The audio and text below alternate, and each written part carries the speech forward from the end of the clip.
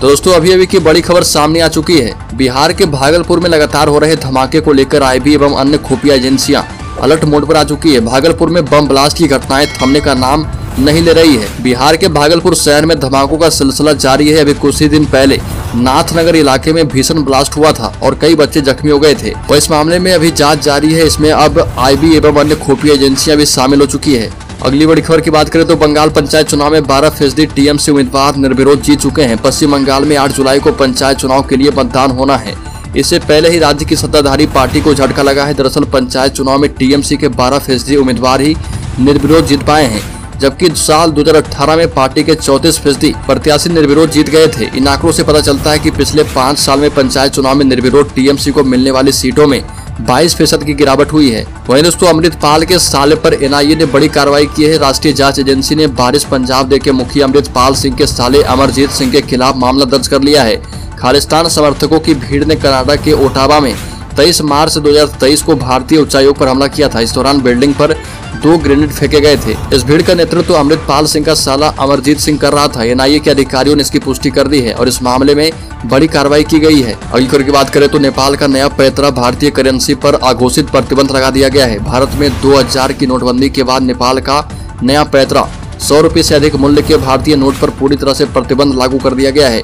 ऐसा पहले कभी नहीं हुआ था। नेपाल में भारतीय मुद्रा का अवमूल्यन खतरनाक स्तर पर है। भारतीय प्रावधानों के मुताबिक आप 25,000 कैश लेकर नेपाल जा सकते हैं, लेकिन वर्तमान स्थिति जो है नेपाल के, उसके मुताबिक ये गैर कानूनी है और आपकी गिरफ्तारी भी हो सकती है। सख्ती ऐसी है कि 100 रुपये से अधिक की खरीदारी पर नजर रखी जा रही है। साथ ही साथ अगली बड़ी खबर की बात करें तो ओवैसी की रैली में नारे लगे हैं, औरंगजेब अमर रहे। एआईएमआईएम चीफ ने हाथ उठाकर चुप रहने का इशारा किया, लेकिन तब तक नारे लगा रहे लोग चुप नहीं हुए। ऑल इंडिया मजलिस से इत्तेहादुल मुस्लिमीन के प्रमुख असदुद्दीन ओवैसी बुल्ढाना के मलकापुर में जनसभा को संबोधित कर रहे थे। इसके भाषण के बीच कुछ लोगों ने औरंगजेब अमर रहे के नारे लगाने शुरू कर दिए। वीडियो में लोगों को यह कहते सुना गया कि जब तक सूरज चांद रहेगा औरंगजेब तेरा नाम रहेगा। वही बड़ी खबर बंगाल से सामने आई। बंगाल में 2 मालगाड़ी आपस में टकराई, 12 डिब्बे बेपटरी। पश्चिम बंगाल के बांकुड़ा जिले में सुबह 2 मालगाड़ियों की टक्कर में 12 डिब्बे पटरी से उतर गए। न्यूज एजेंसी एनआईए के मुताबिक टक्कर की जोरदार आवाज से ओंडा रेलवे स्टेशन के आसपास के लोगों की नींदें खुल गई और वो मौके पर पहुंचे। उन लोगों ने ही मालगाड़ी के लोको पायलटों को सुरक्षित बाहर निकाला। साथ ही अगली बड़ी खबर की बात करें तो अभी विपक्षी एकता के द्वारा सभी दल एकजुट हुए थे। हालांकि 2 दिनों के बाद ही आम आदमी पार्टी और कांग्रेस आपस में झगड़ने लगी। आम आदमी पार्टी ने कहा कि राहुल गांधी बड़ा दिल दिखाएं, मोहब्बत की दुकान पर सवाल उठाया। आम आदमी पार्टी ने राहुल गांधी से बड़ा दिल दिखाने को कहा है। दिल्ली के स्वास्थ्य मंत्री सौरभ भारद्वाज ने कहा कि राहुल गांधी अक्सर दोहराते हैं, मैं नफरत के बाजार में मोहब्बत की दुकान खोलकर बैठा हूं। अगर विपक्षी दल आपके पास प्यार मांगने आए हैं तो आप कहते हैं कि आपके पास या नहीं है, तो ये आपके मोहब्बत की दुकान पर सवाल खड़ा करता है। वहीं अगली बड़ी खबर की बात करें तो पति की खरीदी संपत्ति में पत्नी बराबर की हकदार हो चुकी है। मद्रास हाईकोर्ट ने सुनाया फैसला। कहा कि भले पैसा पति ने कमाया हो, लेकिन यह पत्नी की वजह से ही संभव है।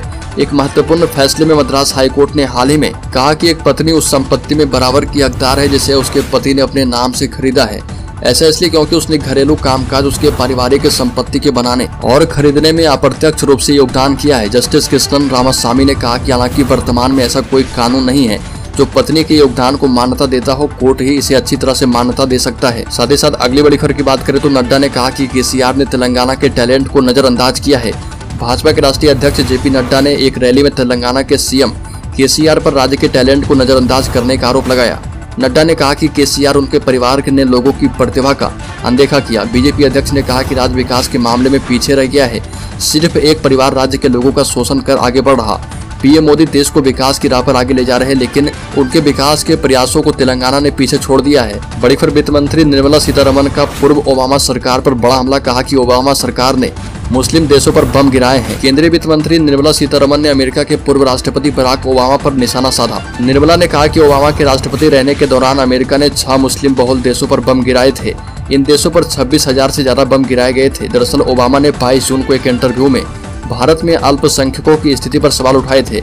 ये भी कहा था कि अगर मेरी पीएम मोदी से मुलाकात होती तो मैं उनसे कहता कि अगर आप भारत में अल्पसंख्यकों की रक्षा नहीं करते तो ये अच्छी बात नहीं होगी। बड़ी खबर दिल्ली महाराष्ट्र में 62 साल के बाद एक साथ आया मानसून। दिल्ली और महाराष्ट्र में सुबह मानसून की एंट्री हो गई है। मौसम विभाग के मुताबिक 62 साल के बाद दोनों जगह एक साथ मानसून पहुंचा है। इससे पहले 21 जून 1961 को दोनों जगह एक ही दिन मानसून दाखिल हुआ था। अगले 2 दिनों में मानसून दिल्ली और मुंबई को पूरी तरह कवर कर देगा।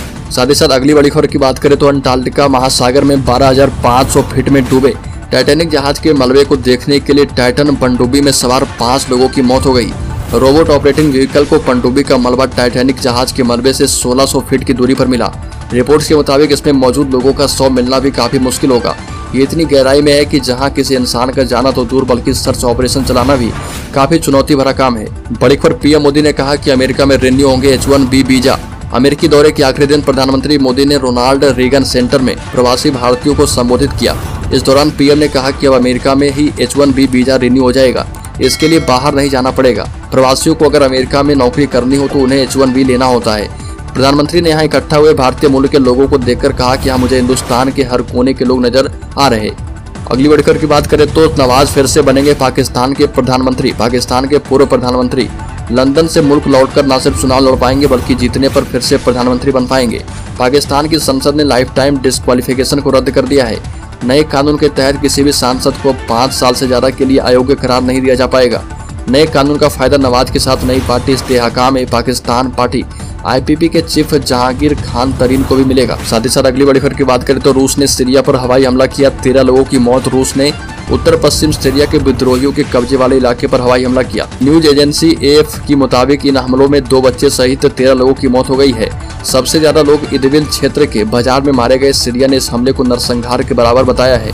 35 साल के मजदूर साद फातू ने बताया कि हमले के दौरान उन्होंने लोगों की जान बचाने में मदद की।